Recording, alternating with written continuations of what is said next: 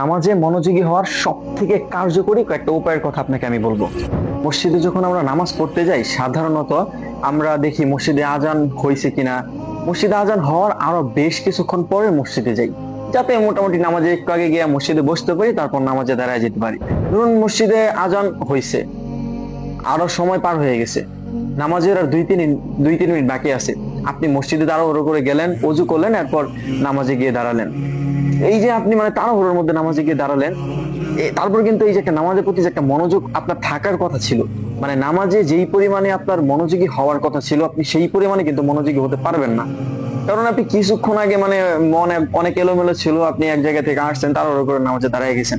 কিন্তু যদি এরকম হয় যে মসজিদে আজান হওয়ার আগে আপনি মসজিদে গেছেন এবং বসে আছেন, আল্লাহ তাআলাকে নিয়ে ভাবতেছেন, আল্লাহ তাআলা সৃষ্টি নিয়ে ভাবতেছেন, আল্লাহ তাআলা আপনাকে কত নিয়ামত দিয়েছেন এইগুলো নিয়ে ভাবতেছেন, আপনি একটু কোরআন তেলাওয়াত করতেছেন, অর্থাৎ আপনার মনকে আল্লাহ তাআলার দিকে দিয়ে দিচ্ছেন একটু।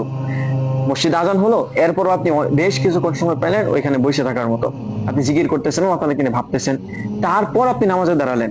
তখন কিন্তু আপনার নামাজের প্রতি যে মনোযোগ যতটুকু থাকার কথা, ঠিক অনেকটা মানে ততটুকু থাকবে। তাই সবসময় চেষ্টা করবেন মসজিদে আগে আগে যাওয়ার, আজানের আগে যাওয়ার। আরেকটা ব্যাপার হলো যে আপনি কি পড়তেছেন ওইটার দিকে খেয়াল রাখা। যেমন সূরা ফাতিহার অর্থ জানা, তারপর আপনি রুকুতে গিয়ে কি বলতেছেন ওইটার অর্থ জানা, অর্থাৎ আপনি নামাজে কি পড়তেছেন এইগুলোর অর্থ জানা এবং সেই অর্থের দিকে মনোযোগী হওয়া, মনোযোগ দেওয়া।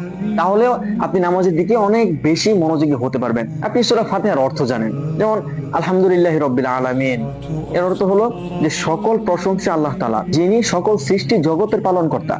যখন আপনি অর্থ জানবেন, তখন আপনার মানে মাথার মধ্যে থাকবে যে এইটা এইটা বলা হচ্ছে এখন, তখন আপনি অর্থ বুঝবেন, আলাদা একটা বোধ শক্তি আপনার ভিতরে কাজ করবে, যা আপনার নামাজের মনোযোগ আরো বাড়িয়ে দিবে।